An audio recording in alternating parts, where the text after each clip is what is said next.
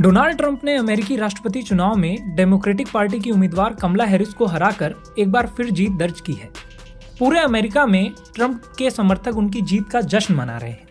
लेकिन इस खुशी के बीच एक सवाल अभी भी ट्रंप के लिए चिंता का विषय साबित हो सकता है। हम बात कर रहे हैं ट्रंप के खिलाफ चल रहे अदालती मामलों की, जिससे शायद ये जश्न रंगीन हो जाए। क्या ट्रंप प्रेसिडेंट की गद्दी संभालने के बाद सारे मामलों से बरी हो जाएंगे? आइए जानते हैं ट्रंप के खिलाफ कितने मुकदमे। ट्रंप को 20 जनवरी को अमेरिका के 47वें राष्ट्रपति के रूप में फिर से शपथ लेनी है। लेकिन क्या इन मामलों की वजह से उनके शपथ लेने में अड़चन आएगी? इसके लिए पहले जान लेते हैं कि ट्रंप के ऊपर मौजूदा टाइम में कितने मुकदमे चल रहे हैं। डोनाल्ड ट्रंप के खिलाफ वर्तमान में कुल 10 से 15 प्रमुख कानूनी मामले चल रहे हैं। इन मामलों में आपराधिक, नागरिक और वित्तीय जांचें शामिल हैं, जिसमें केंद्र और राज्य दोनों के मामले सम्मिलित हैं। लेकिन मुख्य 4 केसेस हैं जिसने दुनिया भर का ध्यान खींच रखा है।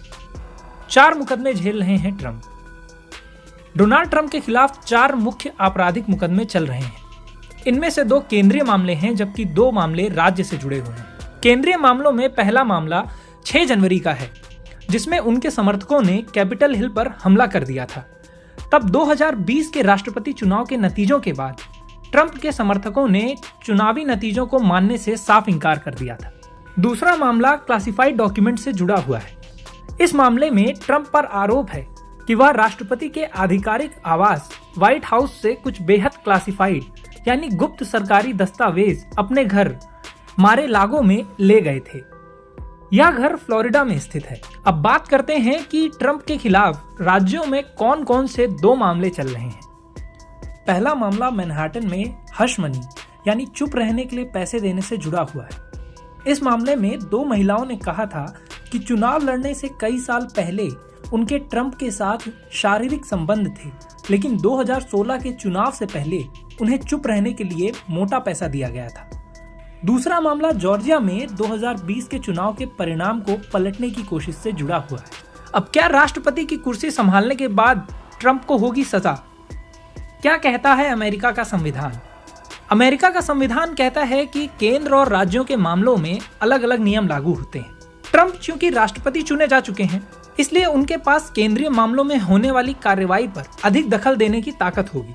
इसे लेकर विश्लेषकों का मानना है कि ऐसे मामले खत्म हो सकते हैं, लेकिन राज्यों में चल रहे मामलों की कार्रवाई को रोक दिया जाए तो यह मामला लंबे वक्त तक खिंच सकते हैं या इनमें काफी वक्त भी लग सकता है। अमेरिका के संविधान के आर्टिकल 2 सेक्शन 2 क्लॉज 1 के मुताबिक राष्ट्रपति को अमेरिकी मामलों में रियासत और माफी देने का अधिकार है, सिर्फ ऐसे मामलों के अलावा जो महाभियोग से संबंधित है। सुप्रीम कोर्ट जा सकता है मामला। न्यूयॉर्क टाइम्स के अनुसार जस्टिस जुआन एम मर्चेंट, जो पहले ही ट्रंप को 2 बार स्थगन दे चुके हैं, वह फिर से स्थगन देने पर विचार कर सकते हैं। अगर ऐसा नहीं हुआ तो ट्रंप अपील करेंगे और यह मामला सुप्रीम कोर्ट तक जा सकता है। फाइनेंशियल टाइम्स की एक रिपोर्ट के मुताबिक अमेरिका के कानूनों की समझ रखने वाले विद्वानों का मानना है कि पद पर काम कर रहे राष्ट्रपति को जेल भेजना संवैधानिक रूप से सही नहीं होगा और ऐसी संभावना है कि सजा को कम से कम अगले राष्ट्रपति के चुनाव तक के लिए टाल दिया जाएगा।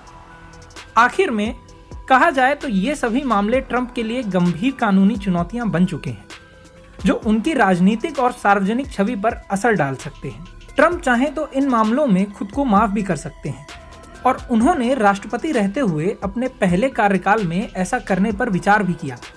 हालांकि अमेरिका में अभी तक किसी भी राष्ट्रपति ने ऐसा नहीं किया है और अगर ट्रंप ऐसा करते हैं तो यह उनके लिए कानूनी चुनौती बन सकता है।